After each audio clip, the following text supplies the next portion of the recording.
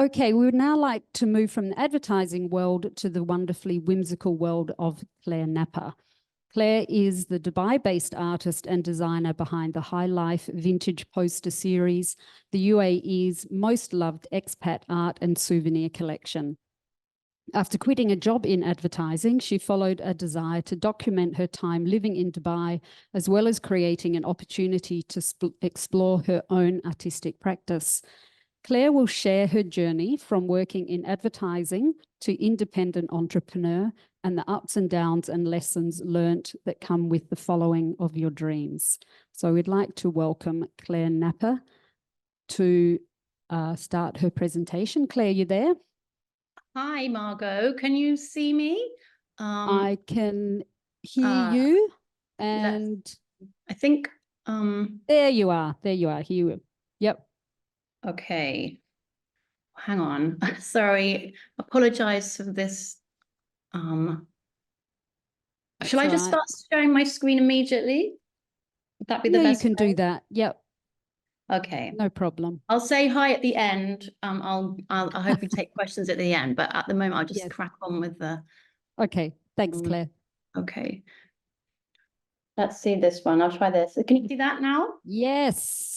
Okay. Hurrah. Welcome. Sorry, everybody. So, yes, I'd like to introduce Clare Napper to talk about her entrepreneurial journey. Great. Shall I start? Yes, please go ahead, Clare. Okay, Thank sorry you. for the false start. Good morning, everybody. I hope you've all been enjoying the festival so far. I just listened to Rana's chat there. A lot of very professional design talks. Brace yourself, this one's going to be a little bit more laid back because I'm not here representing an agency. My name's Clare Napper and I'm an artist and a designer. And I've actually been my own boss for the last 9 years. So I'm going to share with you today my story of going from designer to entrepreneur. So here is my business. I wanted to, Margot, I'm not sure. I really, it's a shame that we're doing it on Zoom because I wanted to kind of be a bit more interactive and see a show of hands. Is everybody able to use the chat box? Yep, no problem. So people can raise their hands in the chat. Okay, great. So you can get some response. And also, can I just ask you just at this point, on the right, can you see full screen or are you seeing like not a full screen with some of the things? No, we've got a full screen. Okay, fab. Okay.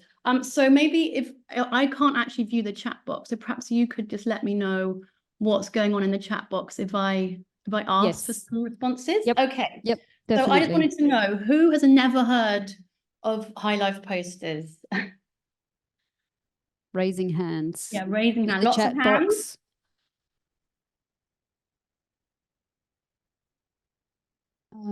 Okay, 6 participants. Good. Okay, so 7, more and more. Okay, excellent. I mean, that's okay. I'm actually thinking that a new target audience is going to be you guys, your age, because when I started this business, you guys would have been about 10 years old. So I'm not surprised you haven't necessarily seen it. Anyway, it's an art retail business based on 60 posters that I've created, all about expat life in the UAE.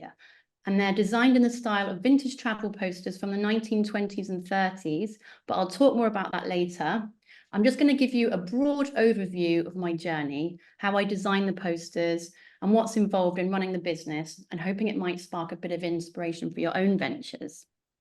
Incidentally, I've broken all the rules for this presentation. I've packed in far too many slides than I planned, but I thought it'd be more fun to kind of show you the journey rather than rabbit on and on.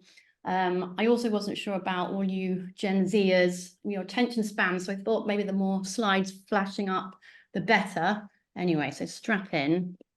Now, this is my career. I'm going to show my age here. It's 22 years. I graduated in 2002. And essentially, I've had 2 very different careers, but both using my skills as a graphic designer. So you can see at the beginning, for the first 12 years, I worked in advertising and branding agencies. And I was doing all sorts of very important, high-profile work, blah, blah, blah. Anyway, in 2014, which is the instrumental Big Bang event here, that's when I quit advertising and launched my own poster business. Now, on the left, you can see here is my happiness scale. I was happy working as a designer, but when I started my own business, I became ecstatically happy. So if you're also wondering about this naff clip art superhero and generally this terrible graph, I just wanted to add her because she is supposed to be me. And I believe that graphic design is your superpower. Now, one of the reasons I was less happy working in agencies was, even though I loved all the work, I loved the creativity, I loved the design work, I was always concerned that I was kind of working for somebody else's business enterprise. So my creativity was to help them achieve their own business objectives. And I had this dream of always kind of opening up my own business and work instead of working for the man. However, and this is important to share with you guys, I'm not sure if I could have started out at age 22 with the skills that I needed to be an entrepreneur when I was that age. So looking back, everything that I learned during those first 12, 13 years working in agency, I think is really important and invaluable to what I do now. It might be completely different these days for you guys, but back in 2002, old dinosaur that I am, we didn't have social media, which kind of allows you to find your own audience. So it was very risky setting out of university and trying to become an artist. So the only safe option for me was to kind of go and get a proper creative job in an agency.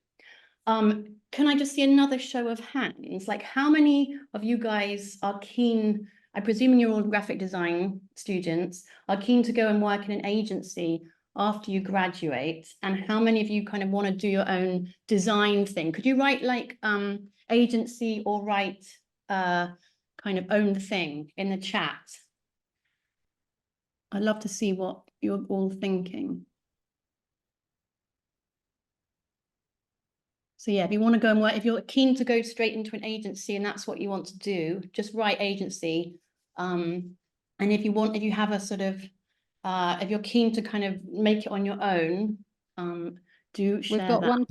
We've got one person in the audience who wants to do their own thing and the rest want to work for an agency. Okay, About 10. okay. I love the spirit of the person that wants to do that, one person that wants to do their own thing. Good for you.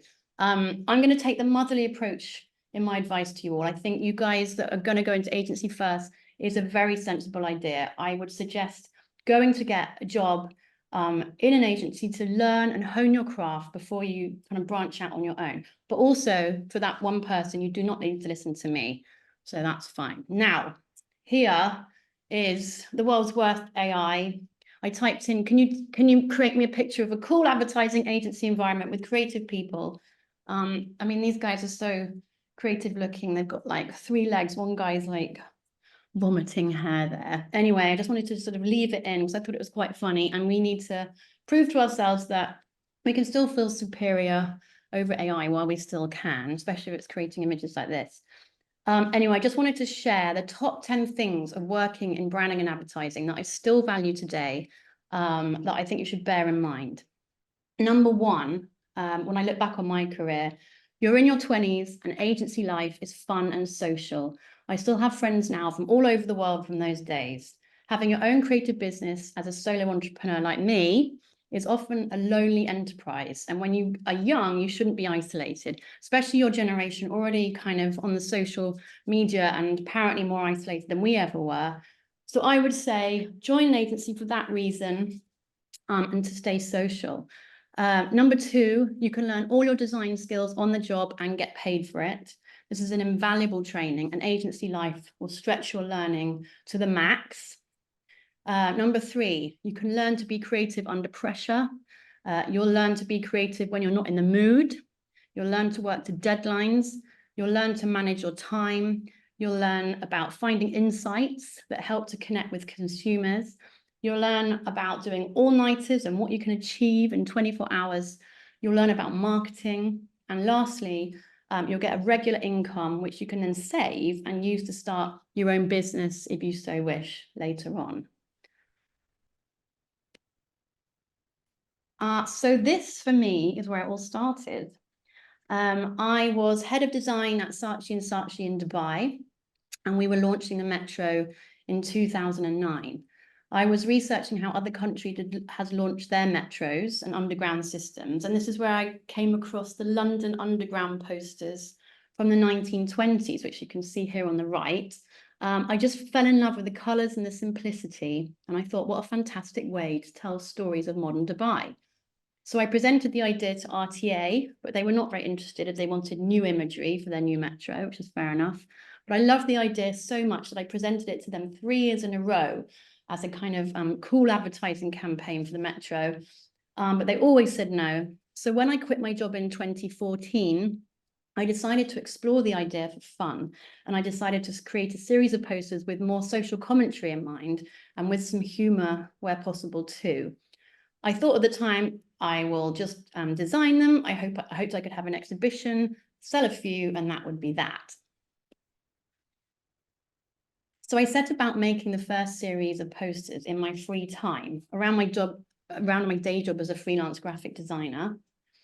This is another piece of advice I would give you guys. If you're gonna kind of start a business, I would perhaps do it on the side of your main job. Don't quit everything and then try to start one. It's always better to kind of build it up on the side hustle. So this is a picture of a beaver. I worked like a beaver every chance I could get, every weekend, every evening. This is a picture of me beavering away in my little office. So I started to build the collection of posters, all in secret. And here were some of my first posters. So this is golf. Now you can see on the left, this is an original Roger Broder's poster from the 1920s. So taking this style, but using it for like modern day Dubai. So here we've got modern Stina playing golf at Emirates Golf Club in the summer. My old housemates were golfers and they used to play in the summer months and come back absolutely drenched in sweat. And apparently the golf course was full of golfers like them. So this is the insight that many expat golfers can relate to and hopefully find funny. So that's one of them. This is Dubai, where dreams become reality. This is displaying all the status symbols of the successful expat. The house in JVC, the sports car, the dog, the attractive wife. So I try to bring humor into it where possible. He's also got his tax return. He's screwing it up because there's no tax to be paid here. Now, this is the Palm Jumeirah, popular with Palm residents. I've made a number of posters showing different neighborhoods because they sell well. The residents connect with them. They want a souvenir of their time in Dubai when they leave. Now, this is the next slide. I wanted to show you this. See how I have remade it from an old Julian Lacar's poster he made in 1936. Now, this one is out of copyright, so I can blatantly rip it off, which I have shamelessly. I've got no shame about this. I just wanted to show you that this book is really interesting as well. Great artist steal. Read this little book if you ever need help in finding your own style or creative project. The reason why I've kind of made it so similar to the old one is I wanted to have a couple of posters in my series that were really just a remake of these old ones so that if anyone came across it, they could understand the style of my series. So it helps to sort of anchor my current posters. This is one of my favorites and probably one of my most controversial and probably not the bestseller, but a lot of fun.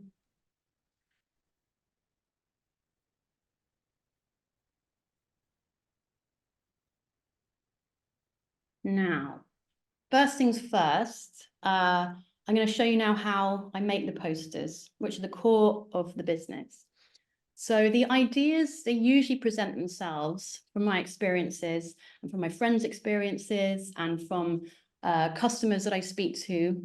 But I try and find things that are relatable for all expats. So here we've got all aboard an Abra. The insight here is to how amazingly cheap it seems to be to go across the creek. It was always 1 dirham. I'm not sure if it's gone up now. But this was the kind of the fond insight that we all know and love. So the first step is, if I've had an idea, to go to that particular area of town, take photos and just observe what goes on there. So here I've spent a day just watching abras, the people on them. I just take lots of photos. I mean, this shows how long ago it was. There's a picture of me in the orange t-shirt. I've got like my big SLR camera. Wouldn't need that these days. Can just take them with my iPhone. I'm sure my iPhone is probably better than that camera now. So just take as many photos as possible for reference and to draw from. I also try and find a scene that might work for a poster, a kind of nice photographic composition, or I'll just take lots of separate features which I can then kind of comp within the composition later. And then when I get home, the next stage is to make the composition. I always try and have a main focus in the foreground. Now, in this poster, you can kind of see it's the abra, the bird, and the pole. It's the biggest items, and it kind of is where the eye is drawn to, and it kind of pulls you into the poster. Usually it's more pronounced. It's usually like a main character in the scene in the foreground. So I can't believe I'm sharing this with you. These are what I call my kind of secret comps. So I create a really rough layout in Photoshop with my photos, so I can kind of see the poster coming together. Even though it looks terrible, it's like a kind of sort of scrapbooky comp, and then I'll make a sketch so together I can see if it's going to work or not. Anyway, these are never normally seen. They're kind of my secret files. They're like dreadful digital kind of photo sketches, but anyway, they definitely help me envisage the final poster. And then comes the laborious part, so vectorizing everything. There's no quick way around it. I use Illustrator to kind of trace a lot of the photos or draw them, but I'm using the pen tool to vectorize everything. It allows me to be able to scale up these at the end, and it just takes a long time. I now do use Procreate, which is a bit quicker. But sometimes Illustrator is just still the best way for vectorizing, especially for illustrating buildings. You do the shortcuts, they're kind of quicker, copy, paste, and those kind of shortcuts are easier. But anyway, you can see on the left here, the detail of all the outlines of all the vector shapes. And then for copy, I like to use fonts that I lift from old posters. This is how I get the really kind of authentic old fonts. Many of these you can't find today because these were all typeset fonts and they were never digitized. So they don't actually exist in the digital realms. So I kind of have to go about tracing them from posters. Sometimes I have to create my own alphabet and letters I have to sort of improvise myself if they don't have them on the poster. So this is where 12 years of designing logos comes in very handy.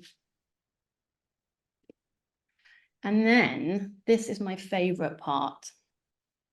This is how I love to work. So I make decisions with color by a process of elimination. So I try out as many different options as I can in a file. I'll take a screenshot each time, and they could be very similar options, but there'll be a slight change in tone or color, and I will then put them all out next to each other in InDesign, and then take a look. And it's usually that one of them will stand out as being the best option. And so then I'll take that and then I can do the process over again. Now, apparently this is how Picasso used to work. This is what I read. He would paint out a series of studies with different colorways, and then he would lay them all on the floor and choose the best one. So it's the same kind of way, a process of elimination, but we can do this in a fraction of the time with digital art. It's just so fantastic. So screenshot is your best friend. Here's the final poster again. So to go back to how I got started, I worked very hard in making these posters in my free time. I made 18 in 18 months around my kind of day job as a freelance graphic designer, because I'd left agency, but I did a year of freelance graphic design with local companies here. And halfway through this year, I started to think about how would I launch these posters. So this is what I did. And to this day, I think it was quite a great way to kind of motivate myself and get a project off the ground. So I recommend doing something similar. So after finishing just 8 of the 18 posters, I went looking for a place to have an exhibition. Now, back then, there was the scene, but the Pier 7 had just opened, and the Scene, which is a busy restaurant, had just opened as well. And they were really interested in having a local artist to feature on the walls. And they liked my 8 posters I'd done so far. So they said, yes, we like those 8. You can definitely have a full exhibition and you can run for 4 months. So I thought that's just fantastic. And also it's going to be a new bar, and I like the brick wall, kind of goes with the vintage. So I went for it. So I locked in the date, and then I sent out a press release. So all the newspapers and magazines I could find, and I'll tell you about how I did that later, announcing the date of the exhibition. Obviously, with design as your superpower, you can design your own press release, and you can design all of your exhibition promotions. Now, this press release is very boring. Usually they are quite boring. They just got to be a simple PDF that someone can open up and see immediately all the factual information. So I sent this off. And I got quite a lot of interest. So it was listed then in magazines and newspapers that this exhibition was coming. So then I had no choice but to finish the posters with the exhibition launch date looming. It was a bit stressful, to say the least, but it's all fun and games, especially when it's like a self-imposed deadline. It just meant that I couldn't slack off, and it meant that whatever happened, this project was going to get launched on this date. And so it did. So this is a photo of the launch night. I invited all my friends and ex-colleagues and the press. And it was a great success. I sold out the whole exhibition of 18 artworks in the first week. So I realized then that I could actually start to sell them as prints. So the first thing to do was to find a high quality local printer and framer who could print off the posters and also offer ready framed options. Now, these posters, I produced them on archival like art papers that sort of they're acid free. So the colors ping and they last for 100 years, the colors. So it's top quality materials. So I needed a printer that had access to all of that. So I went round a few and I found a local one that was very good, and they were keen to be my production partner. I then signed up to a courier company who would deliver any orders that I might get. And this is how I kind of got started. The next step was to go and find my expat audience and customer base. So back then, the market scene had just started, and markets in Dubai were new and novelty. So I was very lucky to start a business at this time, as kind of the markets were a great way to sell prints and meet enthusiastic customers. Unfortunately, now the market scene, it's a bit saturated, but still today, I recommend that if you are launching a new brand or product, you should definitely test your product at these markets, as you can see people's reactions and get valuable feedback. Whether these markets are kind of, you know, a bit empty on the footfall, you still get to talk to customers or potential customers and learn about your product and how it's received. So this is me at my very first market, a very basic setup. Next to me at this market was Draw Deck. I don't know if anyone knows Draw Deck. Anyway, they're a wall art company. We started out together, they're friends of mine, and we were market buddies. Now they have a huge company. So just shows that the humble market stall is a fantastic place to learn the basics of business. I learned everything I needed to learn about orders, invoicing, customer service, stocks, and accounts from managing my market stall for 5 years. And again, with design as your superpower, you can design everything you need to run a market stall. You've got banners, price lists, ads, social media posts, receipts, invoices, signs, order forms, etc., etc. You're in full control of everything you need to start a business. During this time, I made a second poster collection. Here are some from my second series. This is Kite Beach, featuring the old salt van. See the inspiration here. It's like an old 1940s Miami Beach postcard.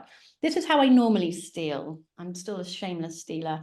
Not quite so blatantly, but it's all about remaking something with a new purpose and a new meaning. So I think this does well to kind of rehash that and completely give it a new life. This is Salon Time.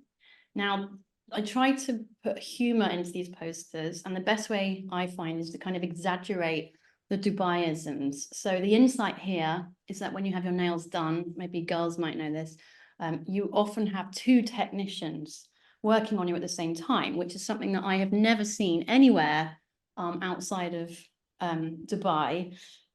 So anyway, I added 3 more people into the scene for the ultimate spoilt brat expat experience. This is no key, no problem. The insight here is that no one ever locks their doors. I still don't, haven't done for 16 years. Do you guys? I don't know, but the joke is real expats don't lock. So if you do lock, you're not a real expat. So a lot of people can connect with this, and they would, you know, some people buy this as like a fridge magnet or something, just as a little memento of living in Dubai. Off-roading in Fujairah. Here is the insight that, like, often people get stuck driving onto the beach. I've seen a lot of people digging their 4x4s out. So there's a kind of a joke warning notice to leave your car at the road and take the beach path. Anyway, the insight and the joke is that many expats in Dubai have these Jeeps and 4x4s, but no one ever really does any off-roading. So this is perhaps the only time you might want to. How are we doing for time? I think we're okay. Yes, you have plenty of time, Claire. Keep going. So this is my website. You guys can check it out. It's highlife-dubai.com. Firstly, I'd like to say, don't ever use a hyphen in your website URL, but that was a mistake I made 9 years ago, a bit naive. Anyway, I realized after a few markets, I needed to offer my posters online, as people preferred to browse the posters in their own time. So the first edition of my website, I made myself through something similar to Shopify. It was so long ago now, I think the platform's probably not in existence. I don't know who's aware of Shopify, but these platforms are fantastic. So you can just upload your products, enter the product information, and you're pretty much good to go. It has honestly never been easier to set up an online business. You could all start selling your own art or design by the end of this week. I'm not even kidding. You've got everything you need at your fingertips. The beauty of my business is that it's a print to order model, which means I don't have any stocks. Everything is printed on demand and then delivered in 3 to 4 days. So this seems kind of like the sweet spot. So it's not too long for the customer, but it's enough time for my printers to stay on top of orders. So now I have a custom built website which allows me to make changes quite easily, and I have full control. I have always used a freelance web developer who works remotely, but they also seem to be a bit cheaper. Once you find a web guy you can trust, you are totally sorted. A great place to find web developers are places like upwork.com. You can advertise your job and then freelancers will apply. Very reasonable rates too. Of course, with my superpower, I was able to design the front end of the website and work with the web developer to get exactly what I wanted. Anyway, this is from my past experience working in agencies, so doing web design. So again, would I have been able to do that if I hadn't worked in an agency? I don't know. Now I've got the system set up. This is for the online orders. So the customer places their orders, then the framing shop checks the website every morning. They make the print the posters and they frame it, and then the couriers collect in the afternoon. So I mean, I've jumped forward quite a lot on the timeline from when I first started, but after about probably maybe 2 months, this website was pretty much going full pace, and I was able to give up my day job as a freelance graphic designer, and the dream started. So I was actually be able to step away from the process. So the framing shop would print, the couriers would come, and actually I wasn't part of this process unless something goes wrong, and then I kind of answer customer queries or problems or delivery problems, which it can do. It can go wrong sometimes, but it also means this side of the business is now a largely passive income, which is basically, for me, living the dream and it allows me to then concentrate on doing other parts of the business, and sort of doing the odd commission now and again. So how do I keep the sales coming in every day? Well, it's a lot about social media marketing. I'm not going to talk too much here because I'm sure you guys are probably way more knowledgeable than me on the subject. But what works for me is using Instagram and it used to be Facebook, but more Instagram now for customer awareness of kind of new products and new artworks. And then meta ads to target potential customers. So from the Meta Ads Manager, you can place ads on Instagram and Facebook and see how they're doing. I probably use ads more than I post. I do need to post more, but I'm really bad at keeping up with it. Probably just my age, and I'm just not, I hate being always tied to social media. But I was hoping, this is why I was really hoping to come to the auditorium today. I'm actually looking for a young social media manager, but I'm kind of looking for a student. So if anyone here is like a TikTok whiz and would be interested in managing my TikTok, I am looking for someone that would like to learn on the job and do it part-time. I could pay you on a sort of trial basis to start out with. So if you're interested, do get in touch afterwards if it's something you'd like to try. I've got also some online social media marketing courses that you can watch to improve your knowledge. Anyway, any TikTok posting would be better than my kind of current lack of TikTok posting. But anyway, won't bore you with that. It's just when you've got a business, you can't do everything. So sometimes you've got to delegate. So this is definitely something I need to delegate. When I launched 9 years ago, there was a healthy print publishing industry here in Dubai, and I was lucky to get numerous features. Today, a lot of the newspapers and magazines have closed. However, with online presence still going strong for a lot of them, for example, like Time Out and What's On.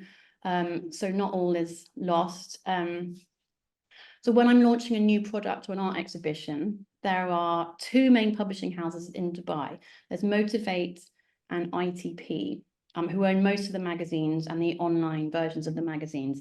So this is who you've got to get, who you've got to contact to get featured. So the way I do this, so I call up the reception desks of these two companies, and I asked for them to send me the updated list of editors. I then send a press release for my new product to all the editors, and hopefully one or two will be interested, and it usually works. Because I launch all my products and art collections myself, I have to do my own PR, advertising, and self-promotion. Now, initially, this was quite excruciating for me, as it is for most artists and kind of creative types. However, over time, you kind of get used to it, and now I'm a bit more hardened to the whole thing. Basically, if you want to sell your art, you've got to get it out there. There's no choice. I've had 5 solo shows in the UAE, and each time I had to shout about them myself, but the press were very supportive, and they do like it when you reach out to them. So anyway, here's some more posters from those shows. This is the Abu Dhabi Grand Prix, inspired by old Monaco Grand Prix posters. I think this one I worked with the old Viceroy Hotel in Yas Island, made these into postcards for their guests over the F1 weekend a few times. You've always got to be open to corporate collaborations, especially ones like that, where you can just kind of repurpose or relicense your artwork without having to change it too much or do much to it. So this was just a postcard on the back. It was a Viceroy kind of branded thing, which is fine. I'll talk about collaboration a little bit more later. This is Cycle Al Qudra. This was a surprisingly very popular poster. I wasn't expecting it. Al Qudra has a huge cycling community. So I had a few requests from customers, and then I did my research into kind of Al Qudra and what kind of bikes people ride and what they wore and all the little details. I talked to a lot of cyclists, so it was quite fun kind of finding out these details and finding the tracks that everybody uses. So this one was a good one. Dow cruising in Musandam. Again, it's about trying to find insights that people can all relate to. So, I mean, I've done this trip a few times, but one of my favorite memories, and I believe is quite a lot of people's memories, is the jumping off the boat and the snorkeling. They're the kind of main 2 activities when you go on the Dow cruise. So that had to be included. And then again, the flippers in the foreground is the main focus, which kind of draws the eye and kind of holds the poster together. And finally, this is one of my recent posters, my Sharjah poster entitled Hello Culture. I asked a number of Sharjah residents what they would like to see, and these landmarks were the kind of most popular. So here's the focus of the poster is like the blue souk in the center.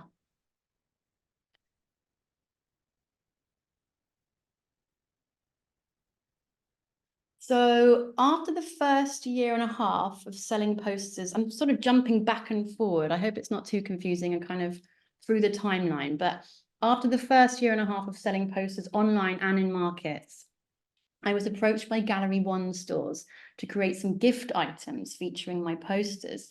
So this is when I set about turning my posters into merchandise products. This is where my design background was very useful, as I had made kind of numerous books and boxes and cards and corporate gifts for clients. So this was actually really great fun for me. Finally, I was making things for my own business and not someone else's.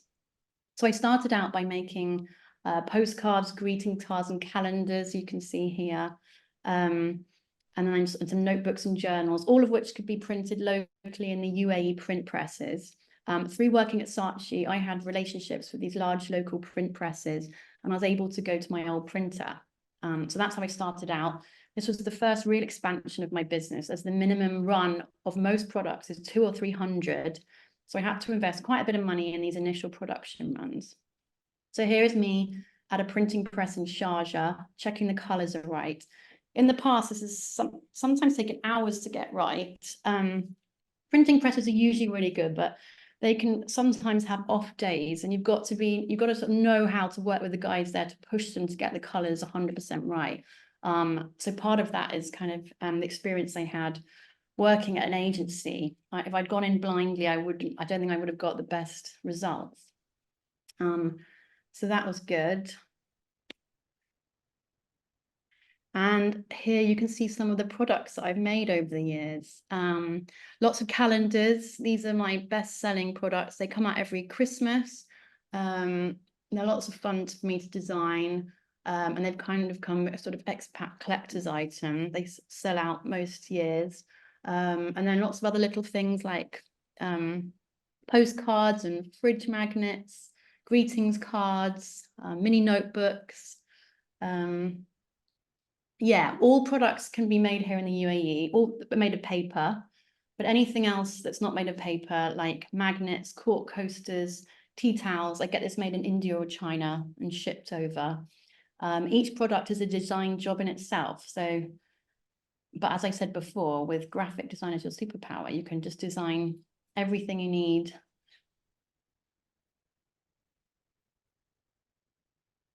I thought I would include this because this is Valentine's Day tomorrow. This is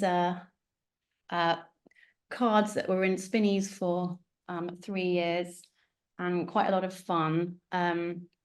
It's funny, I thought the one on the left was my favorite one, and I thought that would sell the best, but actually it was the one on the right that sold the most. Olive You So Much. And just a lesson to me that you can never predict what your customers are going to like, and you can never kind of make business decisions based on a hunch or what you prefer. So I've made a mistake in the past where I printed too many notebooks with my favorite design on, thinking that that would be the most popular one, but it was actually customers preferred another notebook with a different design on. So the lesson is never, ever make assumptions in business. Now this is one of the products I had a really fun time designing. This is Sandy Charades. Sorry, Oh yes, Claire. hi. That slide didn't move. Oh, there we go. No, we're good sorry. now. Thank you. Is that better? Yep, all good. Okay, good. Okay, Thanks. sorry. So yeah, some of the products I've had a lot of fun designing. This is Sandy Charades or Charades, a locally themed charades game I came up with an ex-boyfriend 4 years ago over a lunch date. We had the idea and then we went away and I made it happen. So the whole thing was designed and printed within a month. Since then, we've brought out a new edition every Christmas, and we've now sold over 1,200 units. So you can see how it works here. Instead of miming books and plays and films, you have to act out like Arabic words, local attractions, weekend getaways, hoods, and like local bars and restaurants. I worked with the printers to get the most suitable paperweight for the cards and the finishes, but it was a quick job, so much fun, and I would say it's like one of my most successful products. So here is the kind of fold out instruction sheet. It's just another great example of how graphic design is your superpower and can make you money if you channel it in the right direction. These games have had a great turnover since we've started, which is not bad for a game that we made up over lunch. Yeah, last week, this game was on Chris Fade from Virgin Radio. He played it on his show, which is brilliant publicity. But I sent one to their office. So sometimes you've got to be sneaky and give things away to see if you can get in there. So it worked a treat. It's always very exciting when you see the finished product on shelves. And this is one of the reasons I love what I do. So here are some of the Sandy charades on shelf in Spinneys and Waitrose stores. This was at Christmas. Each year I work with the supermarkets to bring them my Christmas gift range from beginning of November to end of January. So those 3 months, I do all the shelf arranging myself, which is called merchandising, which means that I personally deliver my products to 21 stores. It's hard work, but it just takes maybe one day a week, one day a month to kind of rush around all the stores, fixing all the displays. And it's very, it's a proud moment when you kind of see them all on display, and even better when you can see they're being purchased. So here I am again, this time when I was retailing in Virgin stores. I did my own merchandising displays from stock takes again. So a lot of these retailers, they'll allow small suppliers like me to sell my products on consignment, which means that you put your products in their store for free. And if they sell them, they then give a sales report and then you invoice them. And then at the end of an agreed time period, you come and collect any remaining stocks. So one of the challenges of having your own micro business like mine is the decision to scale or not. So like Draw Deck, they've scaled up to be a huge wall art business with multiple employees now.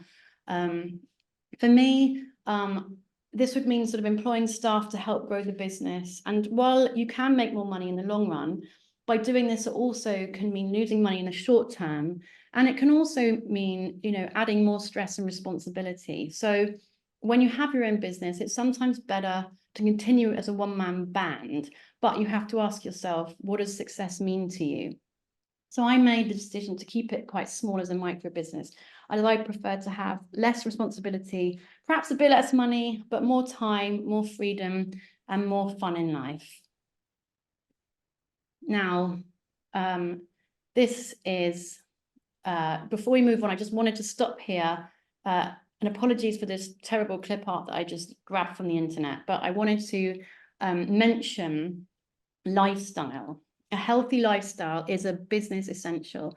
It's also essential to maintain a creative mind. I mean, this could be whether you are at a creative agency, but more specifically, when you are working from your own self-motivation. If you're going into your studio alone every day, it's really important for yourself to look after yourself. So if you aren't eating healthily, or if you've got bad habits, if you're not getting enough sleep, you will struggle to find the discipline and motivation needed to kind of get up and work by yourself.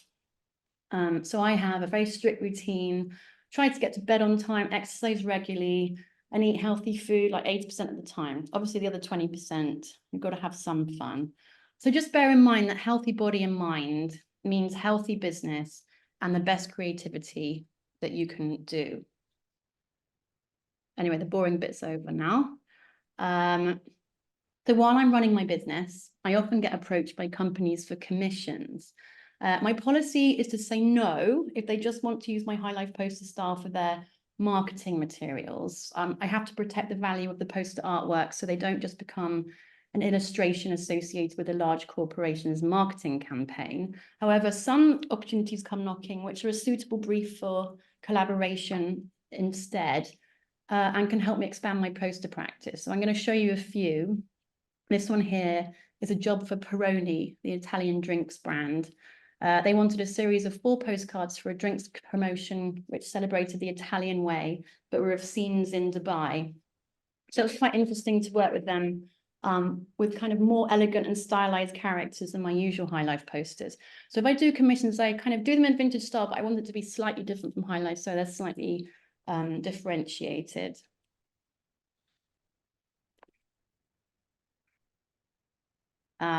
Next up was a commission from last year for another drinks brand. Don't know if you can see a pattern here. They also gifted me crates of booze, which is an added bonus.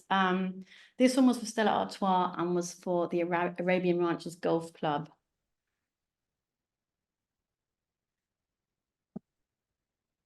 And this one was Spinney's Bag for Life, which is again last year. Lots of fun. This was to design a kind of decorative bag that they would sell at the checkout. And I chose to do it in the style of like the Pakistani truck art and a kind of mash up with the Sicilian Carretto style. So very decorative, bright colours. Anyway, it's lots of fun, featuring lots of local themes and creatures. Some of these have been lifted from my Highlife posters, but it's a slightly different style.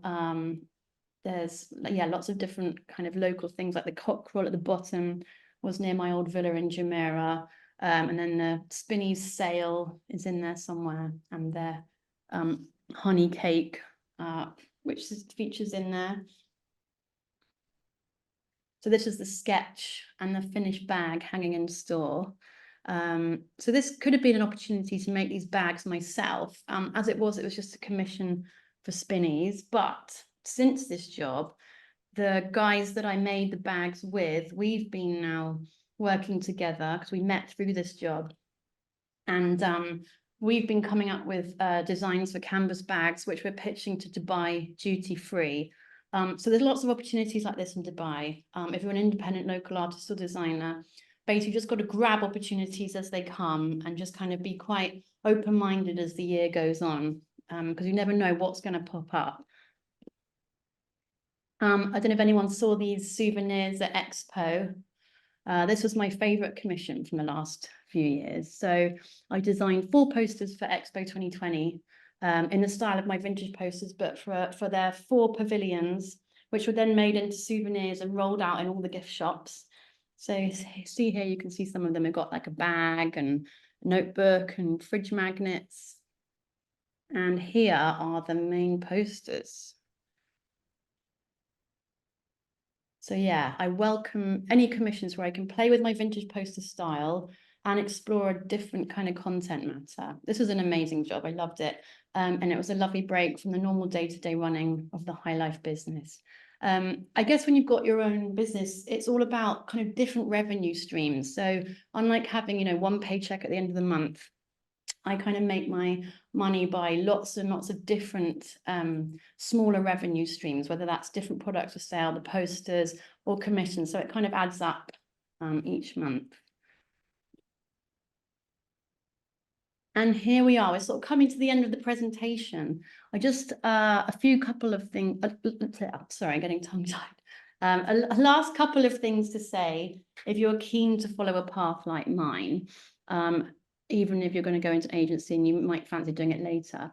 As an artist or designer, if you want to get well known, you've really got to work in one recognizable style.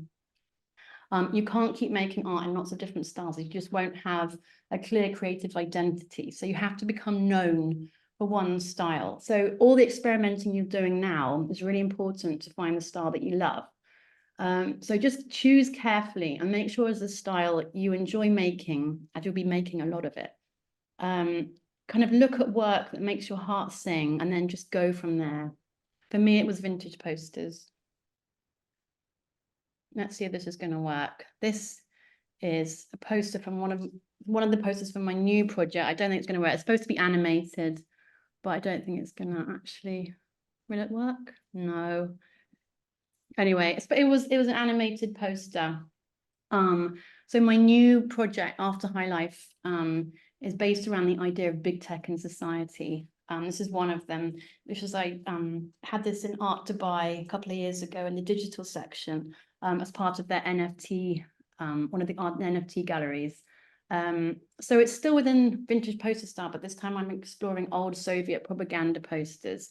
So yeah, it's an animation. It's got Mark Zuckerberg kind of giving the old thumbs up and everyone's kind of moving in it.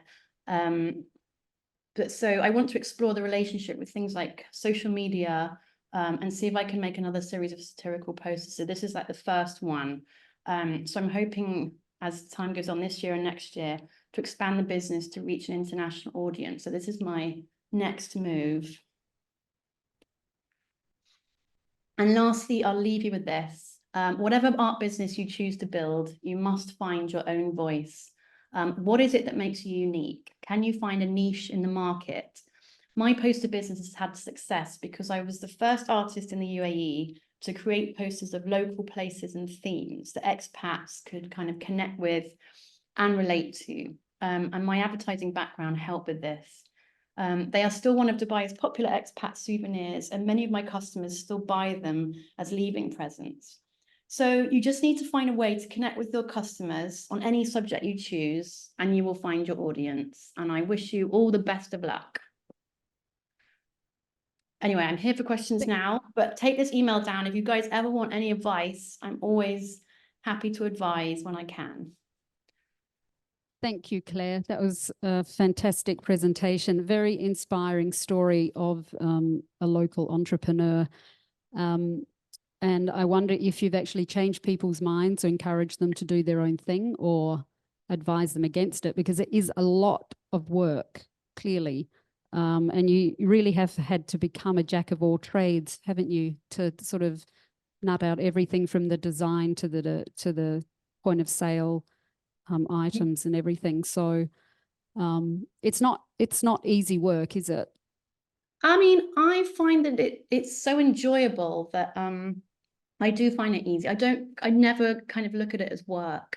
I have to say, when I was in agency, I might have thought, oh, I'm going to work now. But when I wake up, you know, and I go into my studio, I never think this is work. It's kind of different. I mean, this is why my silly graph at the beginning, I just love what I do so much. Yeah, it's a pleasure, isn't it, when you find that niche. So if there's any budding entrepreneurs out there that you would like to put a question into the Q&A, please go ahead. In the meantime, I will ask a couple of questions. You said, I think you've told me before, but the amount of time that it did take you to create a poster is obviously much more than it is now. So what's the comparison in hours spent on each poster? Well, it depends. And I have to say now, if I have a complicated poster, I actually have illustration assistants to help me. So if I'm doing like a picture of the city's skyline, there's like a whole load of buildings, I will get an illustration assistant to help make those buildings, because they are so painstakingly, taking a long time. So I guess when I first started, yeah, I was doing everything, and it depends the complexity of the poster. They can take anywhere between 3 to 4 days to up to 10 days. And yeah, it completely depends on the complexity of it. So you have actually outsourced some of the design work. I do now. Yeah. The characters, not so much, because I feel like they will have to be sort of the same. But some like the kind of grunt illustration work I do now. I just don't have time to do it. If I wanted to kind of run the business and do everything that I'm doing, I just wouldn't have time to create posters, and I want to keep bringing new ones out. We have a question online, which is on the same line as what I just asked you. So it says, how did you work towards getting collaborations, which you ended up getting? I mean, you've got some amazing collaborations now. So how did you work towards getting those? Was it networking, reaching out to people, or developing your art and waiting for people to approach you? Expo, they came to me, and the guy that reached out, in fact, a lot of these, this is how it's happened. A lot of the people that reach out that work in companies. So this is a guy working in Expo marketing team. He had my posters on his wall at home as an expat. So he'd bought Highlife posters and he was a fan. And so then he thought that, yeah. And things like Spinneys, I actually reached out to them. I kind of knocked on a few doors. So that was, yeah, that was me knocking on their door. But yeah, a lot of the collaborations, actually people come to me. I'm very lucky, but I think that most of that is from, because I've been doing this for so long now, a lot of people have, like a lot of people that have reached out are familiar with my work. Excellent. Thank you. We have another question. Where do you see this business idea going in the future? What is your next big idea or step? So what I showed you on my last slide, I wanted to kind of show that I'm kind of wanting to branch out into a new topic area, and I want to reach an international audience. So it won't be called Highlife, it'll be called something else. Highlife will be I will always keep the business going, but I feel like it's kind of coming to the end. I've done 60 posters. I'm going to do like a few more. I mean, I say this every year, so it's not, I keep saying, oh, it's going to end this year, but there's always more posters to do. But it's already gone on so long. But I guess that the beauty of Dubai is that it's such a transient city that there's always people leaving and new customers. So that's why I've been able to keep it going so long. Honestly, the future will be, it's probably just going to also be overtaken by competition in Dubai. There's now a lot of competition with wall art and delivery of kind of paintings and wall art and prints to your house. So I'm already starting to feel the competition is getting tighter here. So who knows in the future? We'll see. But this is why I want to kind of relaunch it to a younger audience with the TikTok. So yeah, if anyone's keen on taking over my TikTok, please get in touch. Okay, you may just have some people doing that. Claire, we've got about 2 minutes, but I'm just wondering if you'd just like to quickly give Karama Arts Club a oh yeah. shout out. So one I mentioned before, sort of working alone as a sort of solo entrepreneur. I have a lot of other friends that are freelance artists, graffiti artists, musicians, and they all kind of have the same kind of daily kind of solo existence. So last year, I set up an arts club, which is a members club for all full-time artists and creatives that kind of would benefit from a kind of grassroots creative community. So we do monthly events where members can come and socialize and talk about projects, and we will have like usually like a panel talk on a different topic each month. And it's slowly growing, and we're actually currently trying to get our license from the government to become Dubai's first non-profit art association. So we're just holding out for that. And you can check it out by going on karamaartsclub.com. And we are collaborating with House 45, the urban house at Seeker Arts Festival, which is in the 23rd of February, and you're all very welcome. We've got a series of 4 panel talks there. They're all free, so do check out the website, and if you sign up or become a member, then you can get the the program, or you can go on the Seeker website. I'm sure they'll have listings there as well. So hope to see you guys there. Claire, if we've got one question online which we don't actually have time to ask live, in the Q&A section, if you wouldn't mind just reading that and answering Ravina directly. Can I ask you also another question? Not ask a question, a favor. Could you put the Seeker website on just in the chat so people can just check that out, because that's an excellent forum for people to attend. In the meantime, I would just like to thank you for an excellent presentation, and I'm sure that all the budding entrepreneurs out there would have really appreciated the content, and not too many slides. Thank you. They were all really good. Thank you for having me. It's been a pleasure. You're welcome. Thank you. Thanks for participating.